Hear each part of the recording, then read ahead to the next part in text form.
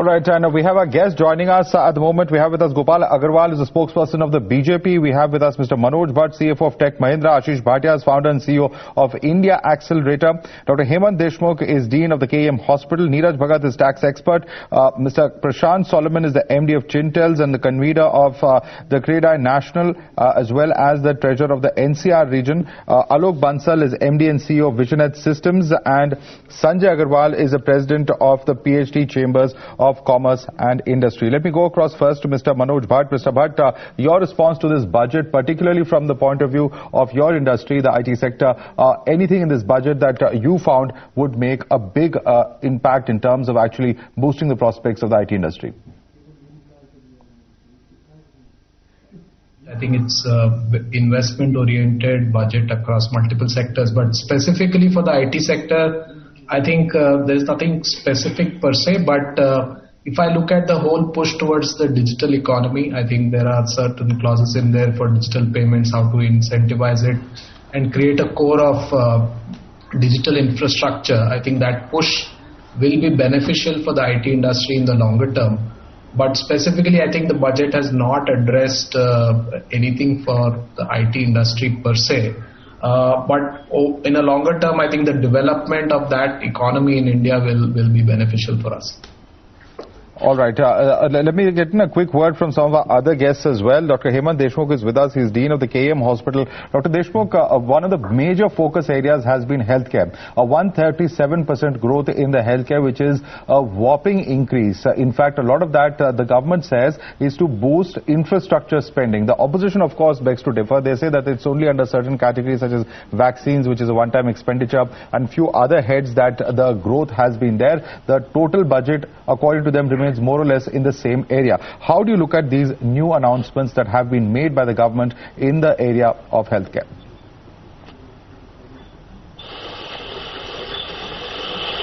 The present budget, which is 2021, has shown a sharp rise in the expenditure outlay, that is 2.34 lakh crore of rupees, which is definitely 137% more than 95 crores which was last year. The major focus this year is going to be 35,000 crores for purely vaccination program, and this is going to be a one-time allocation. Otherwise, the other focus areas are going to be infrastructure development in the field of sanitation, water supply, and a major focus this time is going to be definitely wellness, which was lacking all these years. Preventive, curative measures are already being implemented, but the wellness, which is very important, and a preventive aspect of any disease, like COVID-19, forms a major portion of the entire budget this time. The entire budget this time is going to improve the labs which are there in all, probably the villages, the block levels. A major infrastructure boost is going to be the healthcare in the as well as the district level improvement in the infrastructure. All right. Let me get in a quick word from Prashant Solomon, since you mentioned infrastructure. Prashant Solomon, this is one key area. This kind of investment in capital infrastructure is something that the government believes will not just boost demand, boost spending, also create jobs in these particular areas, but is being seen as a very, very significant feature, particularly, of course, not just the pole-bound states, but other states as well, where this particular infrastructure development, whether it is rail, whether it's metro, whether it is highways, that is going to be and is being seen as a very key feature of this budget. Your response on that, Prashant Solomon? Yes, it's very clear from the budget that this is geared towards long-term vision of infrastructure growth and of capital expenditure, and the real estate space as well. It's very clear that they have given more emphasis on capital expenditure overall. However, for the real estate sector, there are some good things in the budget as well. For example, REITs have been allowed to access debt funding in a much more easier way. They're given some tax benefits as well for dividends on REITs. Affordable housing loan as well as the affordable housing projects have extended the tax holiday for another year. So that is good as far as our industry is concerned, and it's very clear that it has been, they have a long-term vision with this budget of capital expenditure, which will see the benefits over the coming years. Right. However, we wish that there were also some incentives for public spending to increase, like the consumer spending. If there were some changes in the tax slabs and more money was in the pockets of people, it would have increased the overall effectiveness of this budget. Important point, Mr. Solomon. We have, in fact, a tax expert on our panel. We also have the BJP spokesperson who's also a renowned chartered accountant. But we'll get to this point and we'll ask this question to these two gentlemen as well. I request all our panelists to please stay with us. We have to slip into a very quick break, but we'll continue on this very important point of personal tax in just a few minutes.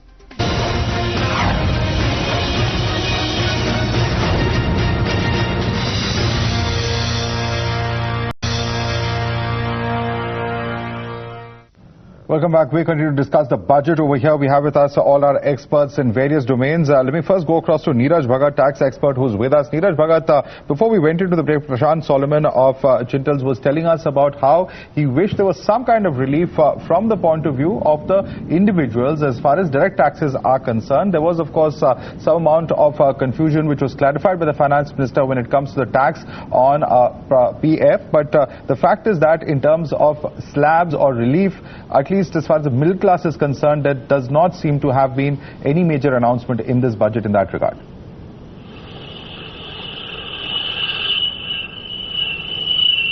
You see, the tax rates were already reduced last year, and it was as expected. There would not be any major relief, but there were expectations because the COVID pandemic happened. So there was expectation that the COVID cess would be levied, which never happened. And the emphasis was on increasing the tax base and simplifying the taxes. Because ultimately, if you simplify the taxes, there would be a lot of the incentives for the foreign investors to come to India. So a lot of things have been, simplified. So which can be seen that in the tax audit turnover has been increased to 10 crores. Similarly, there has been faceless IT-80. And besides that, there have been measures to increase the tax base. Now there is a new provision in the Act wherein, if somebody purchases 50 lakhs of purchases, then the buyer has to deduct a 0.5% TDS. So the purpose of this is to, increase the tax base, because people who are not filing the tax return and buying selling a lot of goods, they also come to tax bracket. Of course, there is no relief for middle class for the tax base.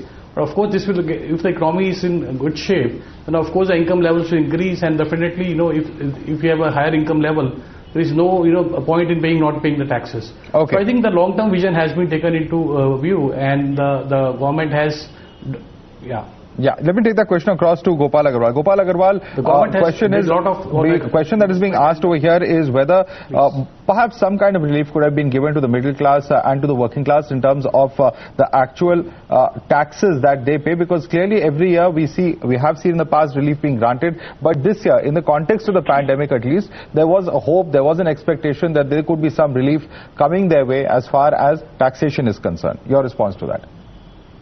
I think one of the important point is that in spite of all the constraints through which the government is going with regard to resources, direct tax collection, etc., still the government, many people were saying that there will be some kind of cess or other tax increase, etc. The government has abstained from this, and that's very important. And ultimately, all the expenditure on healthcare or infrastructure, etc., there was a report in the economic survey also that if the government increases its expenditure on the healthcare sector, ultimately cost of healthcare to the individual and middle class and all the poor sections will reduce by 65% to 35%. That's an important area. Government has provided with vaccine, 35,000 crores for vaccine, and other 112 aspirational districts will have district hospitals, special issues with regard to various virology institutes have been set up. So I agree that the government has taken a major step for making India a healthcare supergiant. That's also an important part. And with the increase in 34% of the infrastructure spend, that will also go into the help of increasing and catalyzing the economy. Right, no, but Gopal Agarwal, one point is you said there is no increase in taxes, maybe not in direct taxes, but if you look at the indirect tax, the agri-infra cess of 30% on various food products, whether it is grains, whether it's cereals, whether it is cotton, gold, silver, fruits, fertilizers, coal, lignite, peat, alcoholic beverages, palm oil, crude, soybean, sunflower oil. These are all categories where this cess and has been put in place. So clearly it is not like there has not been any additional burden, because ultimately who will pay the cess? It will be the end user. Madhav, that's a very important question that you are asking, and it needs a clarification through your channel. One thing is that Nirmala ji has very categorically said, in our discussion also she said later on, that ultimately the consumer will not have any impact of this cess, because the government plans to reduce the custom and import duty, and based on that, finally cess will be imposed on the reduced custom duty. So ultimately, if there is a cess or earlier cess of excise of 12.5%, the government plans to reduce it to 9 to 10%, and then on that reduced import duty, custom duty, this cess will be there. So ultimately, the reduced custom duty, import duty plus the cess imposed on that will be lower than the current that is being paid. So that's an important point. Let me get a response to that. Sanjay Agarwal is with us. He's the president of the PhD Chambers of Commerce and Industry. Sanjay Agarwal, there's a very important clarification that has been coming in. Of course, the finance minister had also mentioned this, but many will ask, what is the point of having this agriculture cess if the other duties are going to be reduced? It's a balancing act. Of course, they're saying that net the prices would perhaps come down marginally. How do you see all of this playing out? Sanjay Agarwal. You see, I think there must be certain valid reasons why the government needs to balance out certain taxes and duties in a certain fashion. And I would not like to comment on that, since I'm not an expert on that. What really matters is the net cost at the end point, and if that is not increasing, then I think there is a reason to to be satisfied. So that is not a major concern. I think what really we should appreciate at the end of the day, I think, is the major stress from the chamber side that we'll appreciate, is the major stress on infrastructure investment in all possible sectors, whether it be rail, road, ports, airports, or any other form of infrastructure. I think the 5 lakh crore of investment that one expects from the new DFI that is going to be set up, that is also a very, very positive aspect that we are looking forward to. Right. Let me quickly bring in. In fact, in addition to that, I also want to clarify. Yes, once again, Gopal Agarwal, I'll come to you. We have some panelists who have not yet gotten a word. I just want to quickly involve them as well. Ashish Bhatia is with us. He's the founder and CEO of India Accelerator. Ashish Bhatia, a lot in this budget announcement specifically for startups and for new ventures in that light that have been made. Your response to the announcements that the finance minister made, the budget, particularly with startups in mind? Thank you so much. So, yeah, while at a superficial level, there doesn't seem to be any earth-shattering announcement as far as startup go. But the final details do suggest that there are various positives for the startup sector. The specifics, again, if I kind of run them over quickly. The extension of tax holiday for startups by 1 year, that's a very positive step. The steps to boost digital payments, increasing threshold for small businesses to 2 CR. Allocation of funds for MSME has doubled to 15,000 crores. All very good steps. But I think one of the things that stood out for me was the move towards providing social security benefits for gig workers. Now that I think could be a game changer, and that will add a much needed safety net that will help this sector grow in a sustainable manner. Another new introduction is the OPC, the 1% company. I think that will allow a lot of talent to flow and will boost the startup ecosystem. I'm sure you must have noticed the move towards the digital census. So allocation of 3,000 crores for that, I think that will create a lot of goodwill among those who are betting big on digitalization and technology. Right. So yeah, overall a budget that enables the startup to play on the front foot. So I think, yeah, this is an exciting time for us. All right, quick word from Mr. Alok Bansal as well, MD and CEO of Visionet Systems. Mr. Bansal, how do you look at the various announcements, particularly from the point of view of startups, from the point of view of IT, etc., that have been made in this budget? Thanks, Madhav. As expected, the Union Budget 2021 has been focused on reviving the economy by focusing on infra development and health benefits. The budget tablet, as I would say, with focus on 6 key pillars, appears to be well-targeted booster dose for stimulating the economy. However, more focus on technology companies offering solutions in RPA, AI, automation, etc., through policy interventions like tax breaks would have helped in boosting the growth of this segment. India has so far seen very low robotics adoption compared to its regional and global peers. Yeah. And according to a recent study, the total number of jobs relating to developing and deploying new technologies like automation, AI, robotics related applications may grow to 20 to 50 million globally by 2030 and more than 375 million workers globally. Right.